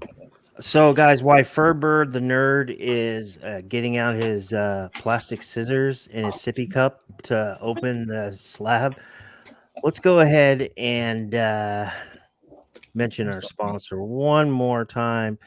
And guys, if you are not heading over to sniffcomics.com, you're doing yourself a disservice, especially if you missed you're not the FOC guy and you're just the guy that is late to the comic shop or what have you. And you're just not the big speculator like we are. We wait for the FOC to pass so we can get into the next pre-order list, so on and so forth. Then you need to go to Sniff Comics. He's got awesome CGC slabs, 9/8 galore. He's got books that even I missed out on. Slabbed up. Great customer service. I've been friends with this guy for about a little over 4.5 years. It's never done me dirty, and good dude. Use the code YouTube10 and you'll get 10% off your next order. Register Sniff Comics. And by the way, I'm not getting any kickback. He's a good dude. He's my friend, and I want to try to help him as much as I can. Whew. All right. After that, well, I did get these two. Punisher. Hey, smart man. Yeah, my man. I got these for like $12 a piece. Oh, wow, okay. And then I got this for $280, I want to say. I don't even know. Is that Revan? Yeah, Revan's first. So can you CPR it? I think so. We'll give it a shot. Okay. Yeah, definitely I got this one. That's it. All right, gents, it is time, man. I'm messing around with slides and editing and all this stuff. And okay, Planet Arizona, man. Thank you guys. I'll hit the chat in a second. Yeah, because everybody makes really good points. Ah, shit. Let's hit them right now. Fuck it. Yeah, do it. Sell on first trailer, Patrick, my boy. Thor 4 rules. AOA, my dude. What's going on, AOA? AOA. Nobody bats 1,000. Just try to avoid those prolonged slumps. Yeah, that's what my ex told me. No, I'm kidding. AOA, I love AOA. So freaking, he's awesome. He's so facts, dude. I love this guy. He's so truth. Salute. 90% of the time, it works every time. That's like from Sex Panther by Odio. No, he says 90% of the time, app alerts mean you are already behind shit. Like Hondo, right? Hondo? 100% of the time. Hi, Nathan says, hey, what's up, Nathan? Market will be impacted for 75 years. The Fed will make another adjustment in the next few months, pulling back investors a bit further. Man, we need to get a stock market report. Hey, Nathan, hit me up on IG. Let's get something going. We got the mortgage guy. Yeah, because we got Ferdbird, the mortgage nerd. You got me, who's the fucking gambler and the fantasy football guy and bets and knows how to bet horses and win and play poker and nobody beats me. No, I'm kidding. I'm not that good, but yeah. And then if we get Nathan in here, shit, man, you never know. We might be on CNBC. Joe's Doolin says, I'm sure a lot is based on an actor contract. Yeah. If they can't lock them in for multiple movies, they're not going to develop the character. That's true, Joe. Good point. Thor 4 was the bee's knees and cat pajamas. Hi, Nathan. MCU spec can't be tethered to granular content. Disney is painting with broad strokes, using comics as the paint, but unafraid to mix colors. Wow. You went deep on that one, buddy. Love Nathan. Hey, yeah, he's smart, dude. Hit me up on IG. Righteous Flipper said, $1 we trust. Hey, man, thank you guys. I don't deserve it. I appreciate you guys. You guys are awesome. Packaging was winning for a while. Packaging was the packaging that I was going through. It was like one of those like Russian dolls, you know. It was. Oh yeah. It was ridiculous. But thank you to the shipper. Lord of Brooklyn. Oh shit. Let me do this. Lord of Brooklyn says Aaron gave them so much work with, and then they used virtually none of it. Oh, which one is he talking? Jason Aaron. Oh yeah. Oh yeah, Jason Aaron. I'm thinking Aaron Yee. I'm like, what? Yeah, me too. I thought Aaron. Right. I was thinking what? I was on there with you. How'd you know about Flipside? I dropped. Hey, Planet. Thank you very much. Love you, bro. Thank you. Furburr just had a full upper body. Are you guys training right now? I was ripping through this box and man, I mean, come on. No, dude, take us to the gun show, baby. Come on, let me see those babies. All right, I'll get that shirt off. I'm a degenerate gambler as well, Joe. if you live in SoCal, you better not look me up because we'll be at the quarter horses tomorrow. My dad still works at the quarter horse racetrack, actually. It's awesome. Yeah. Okay. Here we go. I've been waiting to hang out with Ferdy so I can open some of this stuff. Okay, we got 6 unboxings. Oh yeah. I know what one is. I have no idea what this is. Are these all comics or are these cards too? I got all these for $2.40 a piece. It's probably about 50 here, about $100. Like, jeez. Yeah. Not the key issues. I'm talking about like the fillers and stuff. Yeah. Still. Great. But there are a couple of books I won at auction. I won a really good deal. So I just want to make sure right here. Is it AOA that always makes fun of me, or Joe that makes fun of me? AOA. Yeah, don't bite the package. Don't bite. He's funny, man. I know he's funny. I always thought he was this other guy I know named Brian Barber that used to tacos and comics guy. I always used to think that AOA was his alt. Is alt personality? No, his alt account. Oh, like people do that. Alt account, alt personality.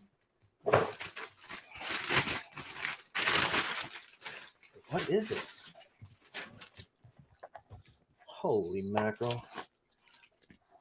Are you telling me my comic shop didn't fucking use tabs? What is this? It is my comic shop. Okay. Oh, it is. Yeah. Smoking deal. I put it on payments when this book was low, and I put it on 6 months, and I paid it off in 6 months. Oh, nice. Yeah, it was like $69 a month, and I just paid it off. So this is Fantastic Four Annual number 5. Your first appearance of Psycho Man. Todd McFarlane, newsstand.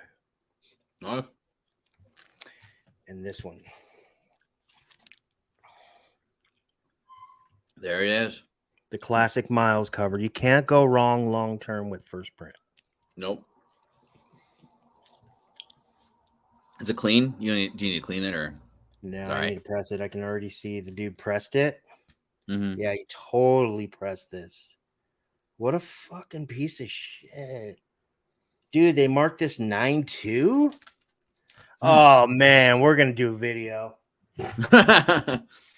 They're a staple push on both staples because these staples are kind of like. Have you ever seen the some of the Ultimate Fallout 4 polybag staples? How they have the big 2 loopholes? No, I haven't. You press books, right? Yeah, so, but oh yeah, those ones. Yeah, I know what you mean. So yeah, you have to put the extra protection there, so the staple doesn't. Right, it's called staple push, and if it goes up too high, it'll break the color, or it'll have white spots, which breaks color. Dude, this guy did that, and he didn't put any staple protection in, and he used too much pressure. Oh, so you see the loops? Is that what you're talking about? Yeah. But it's a white cover, so that might be saving my ass. Yeah, I just bought a UF4 today. Raw. What? What'd you do? Fund a loan or something? Yeah. I knew.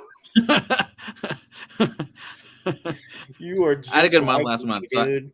So I had to spoil myself, so I had to get one. You better never move here. Your girlfriend will hate me because we'll be hanging out every day. We'll be finishing each other's sentences. I'll start chewing just like you. I'll get tattoos. Yeah, right. Start chewing again. Oh shit. Oh, got these. You won't even. I won't even tell you. You won't believe me, so it won't matter. But oh, sweet. But this, right? VF.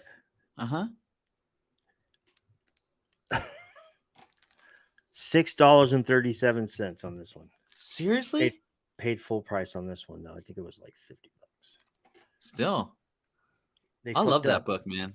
They gave it to me. They've been good to me, man. I know people have their issues, but man, they've been good to me. My comic shop. Yeah, and Midtown. But honestly, honestly, none of them are good as our sponsor, Sniff Comics. Guys, if you have not signed up over and registered with Sniff Comics, you guys are doing yourself a disservice. Use the code YouTube10, one word, get 10% off your next order. That was great. Segue? That was a perfect segue. You know who taught me how to segue? I didn't understand what it was. Yeah, of course. I always tell you that.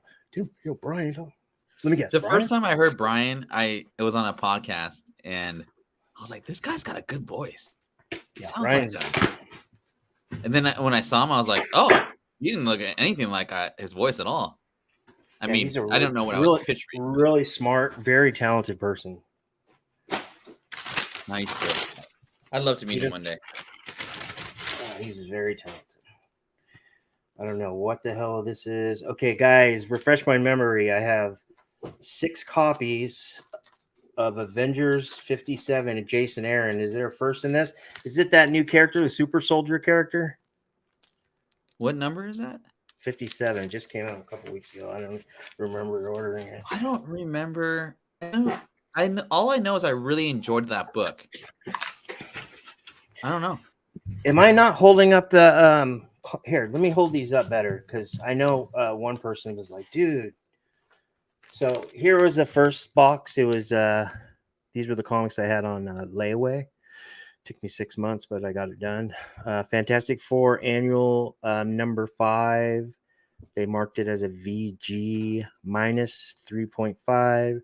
We'll see. This is your first appearance and first cover of Psycho Man. Possible Bill Murray. Got 2 of these. It's your first Sam Alexander's Nova. Some other first appearances in there as well. Would rather have the 1 in 25 though, because this was ordered pretty heavy, way above 100,000. I think like 125, 150 for a one shot. That's a lot. This is not the Spanish edition or Mexican edition. This is the actual real McCoy. And then all right. So those Avengers are their first appearance of Sergeant Zardo, Soldier Supreme. Yeah. Okay. Yeah. It was on. I spec'd it out on my FOC and my new comic book day. I was like, I feel like first appearances get this.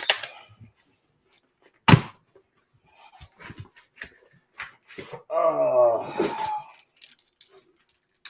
gonna start selling again, I guess. I don't know what's gonna happen with. I'll tell you backstage, but this union thing and yeah, my boss, who is also who I thought was my friend, but she hasn't called me to come start yet, and everybody started on the 5th, but I know that the meet doesn't start, so maybe because I'm starting over, I'm on the bottom of the poll. Maybe I come later. Who knows? Okay, here we go. 8. Man, I ordered these a long time ago, like almost 3 weeks ago. Whenever, I don't know. Anyways, they were super cheap, so I got them all. I don't even know which ones I got.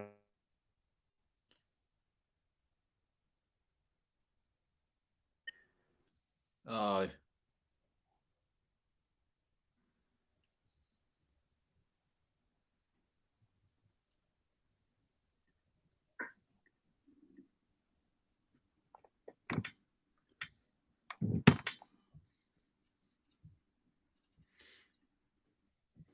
God, dude. Man, this thing is so annoying. Driving. Can you hear me? Yeah. Purdy? Yeah. All right. So I got this 8 billion genies. Chat, go ahead and help me out.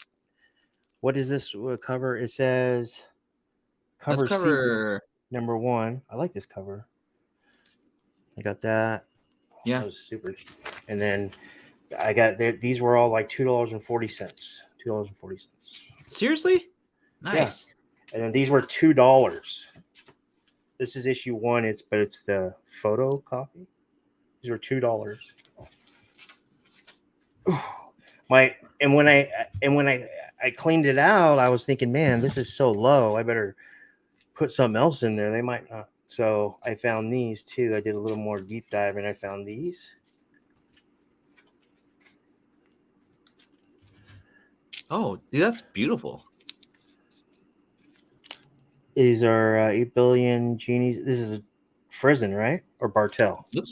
Looks like Bart. Yeah, I was gonna say Bartel, right? Yeah, Bartel. And oh, That photo variant. Well, who is it a photo of? it's some actor. I've seen him and stuff. I just don't know his name. Huh? I think they used to call him Coffee Cake or something. It's funny they'd use him, but. And then here's I grabbed these. I grabbed these because I like the red, and plus, cool. There's a solid first appearance in here. Yeah. All right, almost done. Two more. We'll hit the cards, and we're done. Cool.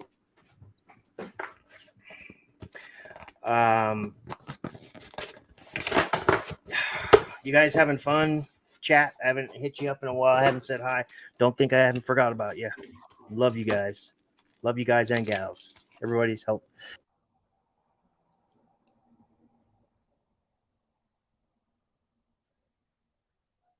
AOA is in his comments about packaging. Cracks me up.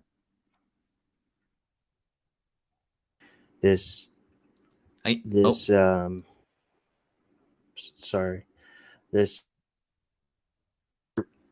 Thunderbolt C jack in my MacBook, it's loose. I've taken it back for warranty 3 times. They keep replacing it. So it's like one port charges, and the other one barely does it. So when I have my, because the battery gets eaten when we're doing this stuff, right? Yeah. So I have to plug in my computer so it doesn't die. And the mic goes into Thunderbolt C and it doesn't work sometimes. That's why right now I keep going in and out on CBSI. Sometimes I do that. I need to figure that one out.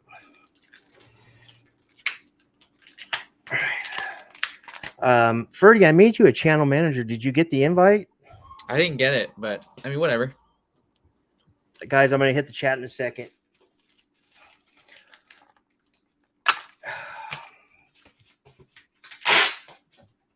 Ferdy, how's your girlfriend doing? How's your fiance doing? Your fiance, right? Fiance. Whoa. Not fiance? My bad. No, she's not. No. She's cool. We're going to Costa Rica in a couple months. So that'll be exciting. These. I like this one because it's like golden age nostalgia. Yeah, that's cool. This one's a 1 in 10 right here. Oh, that's cool, man. If you need anything in Costa Rica or Belize, hit me up. Okay, cool. My stepdad, my brother and sister's dad, my half brother and sister, he runs a huge sport book in Costa Rica. Cool. Yeah. Okay.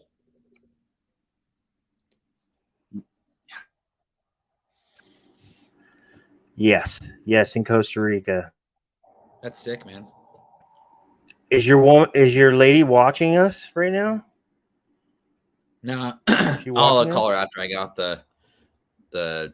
Okay, good. Because I was gonna say, because if you guys get in a fight and you need a chick, call me up. Cool.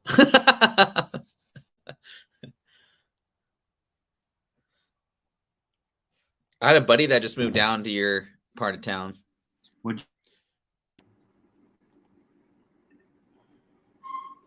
He moved to Irvine. Yeah.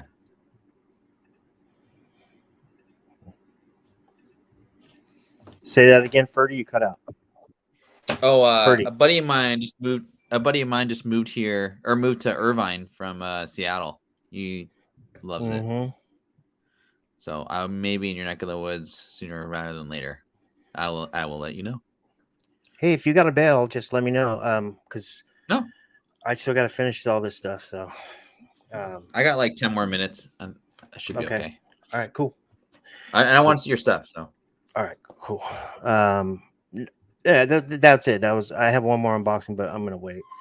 okay. I was gonna break some Prism. I got some Prism football cards today, and I love that stuff so much. I can't keep it in my closet, because I want to rip it. It's like addicting. It's like, remember mystery boxes with comics when we were buying those, and we always thought, and then eventually once we got wise with the secondary market and speculators, we realized we were fucking, so. All right. I did that little dig in with dollar segment earlier, guys, with the hood. If you have not checked it out, please subscribe if you're not, and rewind the video. I have alerted my subscribers, followers, listeners of some key issues that are not being talked about. Low print and very low risk, high reward, super low floor, super high ceiling possibilities with the hood. So check it out on the rewind. But let's get into the trading card market report, and then we'll send Ferdy off farewell, and then I'll break some Prism cello packs with you guys, and then that's it. So without further ado, let's go. So we have we're gonna start it off pop culture style rather than sports. So we're gonna go ahead and go with the top 10 as of noon today, Pacific time, of the top 10 pop culture non-sports cards that are selling on the secondary. A couple Marvel cards here. Venom 2017, the Flare Ultra Spider-Man number EX1 EX Century parallel. Recent sales, there was no PSA 10s that sold. I even looked. I think there was a 9 that sold, and it was really cheap. But yeah, I mean, you can see there's not really any sales on this card except one on the 8th for $60. So somebody just went ahead and bought the card they're looking for, super short print. So, and this analytics site picked it up. So yeah, that's number 10 on the list. Number 9 is Ghost Rider, the 1990 Impel Marvel Universe. This is card number 82 base. I can't remember if the Impels were the ones that were in the poly bags, right? The who? Sorry. The Impels? Impel cards, those were the ones that were in the poly bags, right? Gosh, I have one sitting in a poly bag right now. I don't have it near me, but maybe I don't know. Okay. Nova 2015 Flare Retro number 28. This is the Metal Blaster. Cool. Recent sales, look at this. You got you got 2 sales, 20 and 23. So I mean, it's up, Solid. I really like this one. This is making me want to get into Marvel cards. But anyways, this is this 2017 Flare Ultra Spider-Man card number EX23. But this is this super short print, I believe, of silk. And it's very low pop, very low quantity, is up on the 30-day over 254%. But it looks like, according to these just recent sales, there's only a few here. I mean, it went from $5 card to $20 card. So yeah. Here's one that you guys probably all have. This is from also the 1990 Impel Marvel Universe. This is the number 1 card, Captain America. PSA 10 gem mint. 2 of them actually just sold on the 10th for an average of about 235. Whoa, what's that? Motorcycle. Oh. So about 200. Uh-oh.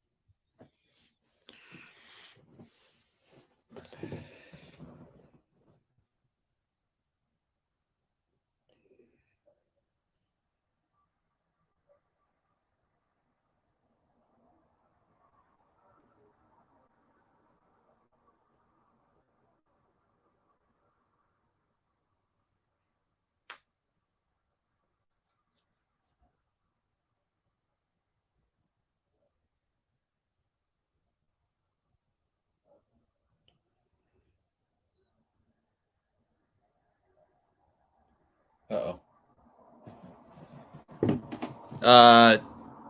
Hey. What happened? I mean, I got nothing. Got cat. Well, I guess that must be the end of our show today. Thanks everybody for listening through. Man, I'm bummed out we didn't get to see the rest of the show. Thanks everybody for coming through, and we'll see you later.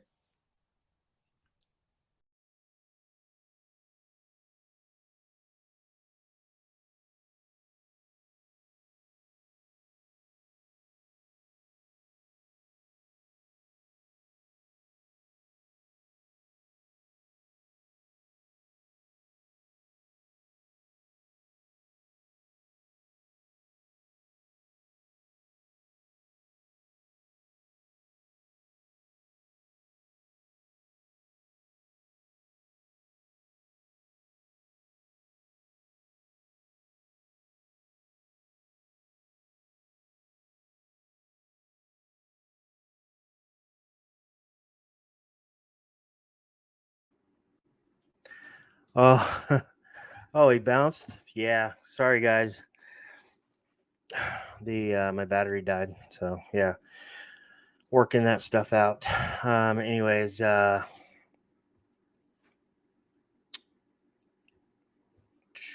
get back to it, I apologize, guys. It just fucking ruined the whole thing.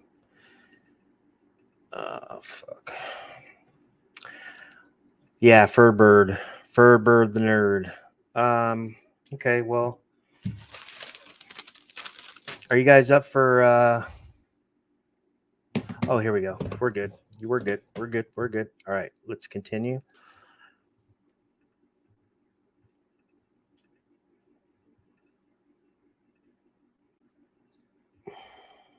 Okay, guys, did you guys see my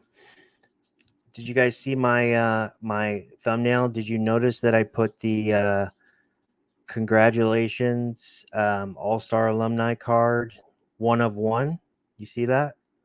I hit a Derek Jeter from Topps Series 2 from this year. I hit a 1 of 1 relic with his actual patch from the 1999 All-Star game. It's pretty cool.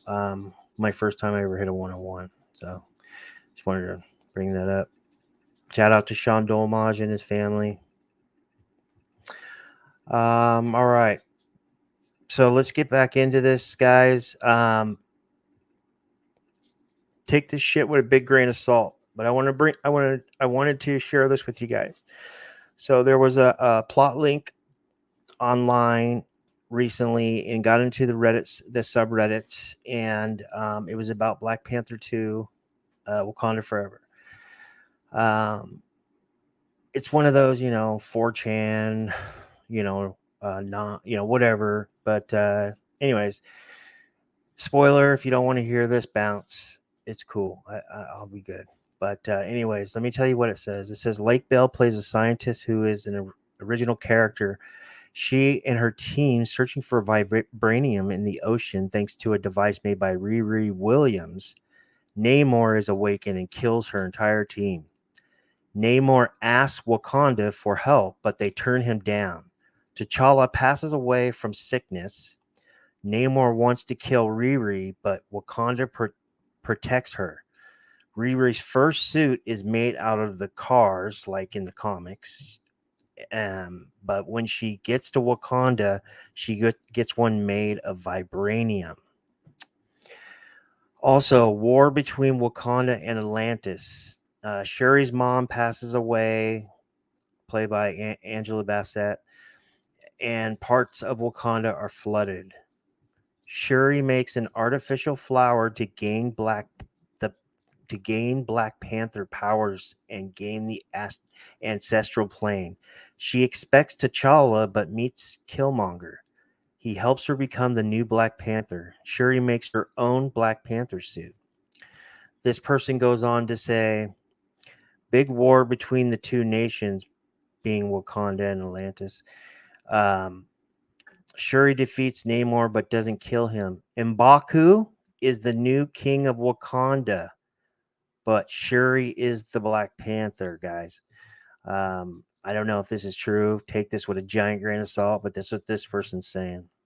Nakia tells Shuri that she has a son from T'Challa. There's post-credit scenes. It says they filmed in a post-credit with a post-credit. They filmed in a post-credit with a stand-in Doctor Doom, which is thought to be the one who sent Lake Bell's team. Interesting. I told you the new Taskmaster or whatever, the Black Widow, she's coming back for Thunderbolts, and we talked about the Hood. Now let's get back into the market report, guys. I think it's important that I finish this. It's important that you guys know this if you're investing in these cards. I like this card. It's the 2020 Upper Deck Marvel Ages Word Cloud, and it's Storm. And it's the characters all made of the words. So cool. I think it's cool. It's up on the 30 and 7 day. Just not a lot of sales. So basically, it's up on the 7 day. So if it's up 43%, sell for 20, then it must have been sold for like 12. Stanley, of course, this is the Impel Marvel Universe 161 base. Of course, this is the grail of the Impel Marvel Universe cards. But if you can find this in a PSA 10, you're looking at recent sales between 450 and 600. Here is an interesting one. This was, I think, number 8 or 9 on the list for football cards from this last couple of days. The 2021 Prism Disco parallel with Trevor Lawrence. This is selling raw right now between, well, there's 4 of them sold on the 12th and 1 on the 13th. And it went 62, 65, 82, 129. So it's climbing steadily. Huh, interesting. This was number 1 on the list today. I don't know why. I just put it in the back. It's a second-year Jalen Hurts card, but it's the 2021 Green Scope Prisms. They're selling for about 20, and then somebody, I think, lost an auction or was misled, because I don't understand why the seller puts 2021 Panini Prism Jalen Hurts Green Scope Prism 2 of 75 jersey number 1 of 1 color match. So basically what he's doing is he's saying a 1 of 1 color match, using it as a term rather than like a big like a ratio hit, so he can get the algorithm on eBay. That's stupid. Justin Herbert 2021 Prism. This is the Walmart, I believe, the Walmart light blue. They were in the hangers, and yeah, I'm pretty sure you could only get these in the hangers at Walmart. And man, they're selling raw for a whole bunch of sales over the last week, around $60-$70. Baker Mayfield in the news. I believe he's now a Carolina Panther, correct? Yeah. 2018 Prism base. Who doesn't remember this card? PSA 10s are up right now on a 30-day, 44%, and selling around, it says, an average about 122. So these must have been selling pretty low, around $60. Nice. This is the Ian. I don't know why people are so happy with this guy, Ian Book, but he looked like shit when he played. He was so green. Oh my God. I mean, at least he went out there and did it. But anyways, this is the Ian Book rookie card from the 2021 Prism NFL football set that recently just released. This is the purple parallel, and it was selling between 2 and 8, and there was just a big sale for $37.50 raw. I have one of these cards. I don't understand why this card is only $25, but unfortunately mine is kind of damaged in the corner, so it wouldn't matter anyways. But I love this card. I think it's an awesome insert Donruss put out for Out of This World this year, and to have Jamar Chase, the Rookie of the Year, on there, man, I think this is a no-brainer long-term win right here. I mean, if you can really go and get a near mint, not nice centered one on both sides, $12 to $15, I highly recommend buying this card. It's beautiful. It's super short print, or it's probably just short print, But I opened a lot of Donners, and I only found 2 of these out of this world. One was Jamar Chase, and I believe the other one was Tua or somebody, I can't remember. Maybe Tom Brady. I don't know. This is the 2020 NFL Select football set. This is card number 245, and it's the club level blue die cut card for Tua Tagovailoa's rookie card. Very cool. It says the 7 day is up 278%, and the 30 days 118%. But I mean, you see the numbers for raw cards here. I mean, we're talking peanuts. This one's cool. This is the Trey Lance Vortex card. These were numbered to 50 and 100 for sure on the retail side. My buddy said that the same exact insert, but there's also another shade numbered to 25 as well. But I have a Tom Brady numbered to 100. I pulled out of I think I have a Blaster, a Prestige. Very cool. Or maybe Don Russ, but Vortex, very cool. These are those prism inserts everybody's talking about. The ones that don't have to be refractors, and they're still doing well in the secondary. This is the Mac Jones 2021 Prism card number F25 Fireworks No Huddle insert, and it says disco balls. Okay, and they didn't put disco in there. Okay, so and you see them. So yeah, it's selling for about $45. Very cool. This was like number 2 on the list. It's top, I believe, top 3 for some. Barry Sanders, of course, nostalgia, the iconic 1989 score running back rookie card, number 257. You're not going to get much raw for this card, but if you can get a BGS 10 pristine, you're looking at a $6,000 card. PSA 10 selling for well over $1,200. This was the number 1 card, I believe, today. Yeah, this was the Joe Montana 1981 Topps base rookie card. Where they didn't have rookie card on the front. Some recent news. I don't know. I don't see any recent sales on this report, but okay, I see some recent sales in raw. Oh, okay. So there's raw moving. So yeah, it looks like I mean the card's all over the place depending on how centered it is, 60 to $125. But I mean, if you can get a PSA 10 in this card, man, you're looking at $100,000 card. Guys, I know you're sick of hearing this, but go to Sniff Comics, YouTube 10. Use the code 10% off your next order. Don't forget to like, comment, and share, subscribe. Leave me comments and questions. I know the production needs to be better. I'll step it up, I promise. Thank you guys for watching. I have maybe 20 minutes. I was going to see, 10, 15 minutes. Does anybody want to hang out, watch, and see if I can hit a Mac Jones? I got these. Does anybody want to hang out?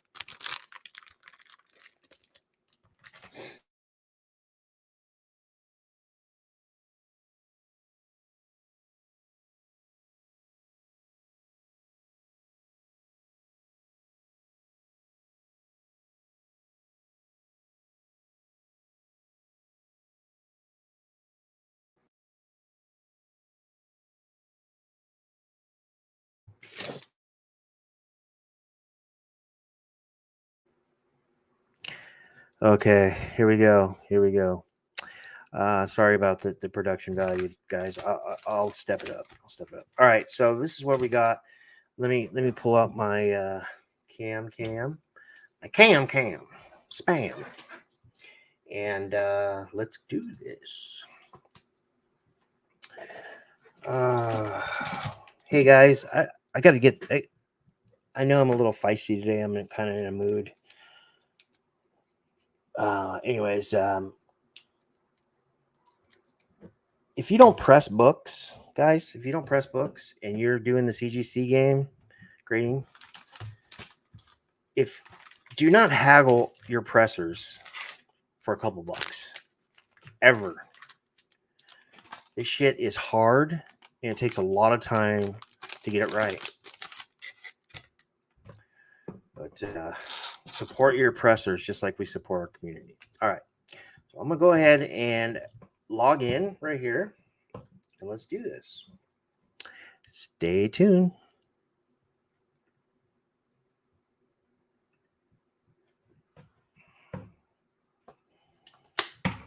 All right. All right. Gonna get in here. Enter studio. Dollar breaks. Bada bing, bada boom. So I cheated. I got 9 of them from Target today. And I got a Mac Jones red, white, and blue. I was pretty excited about it. But yeah, here we go. Dollar cards. All right. Here we go. All right, here we go.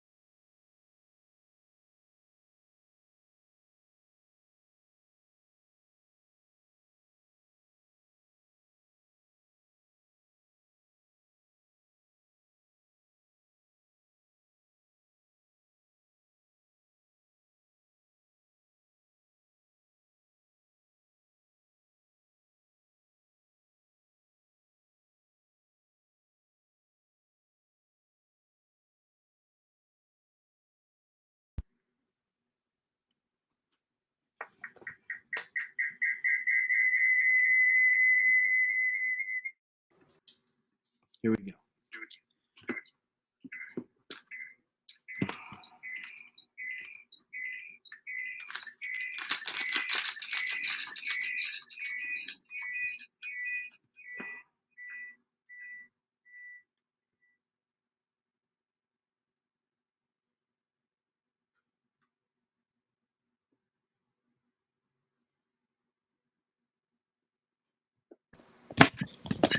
All right.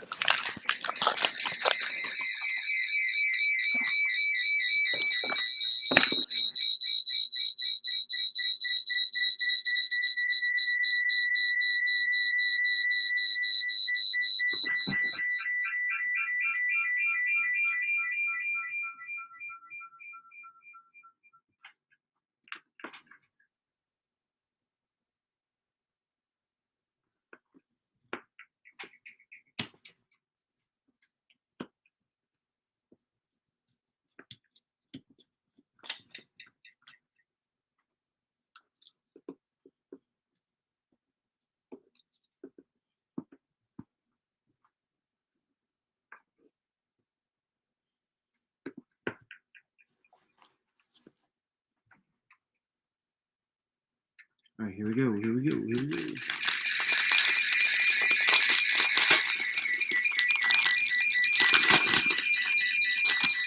What the fuck's going on?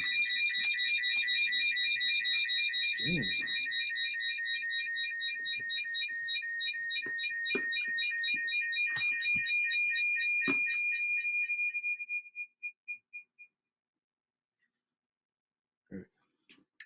There we go. Much better. Much better. All right. Here we go.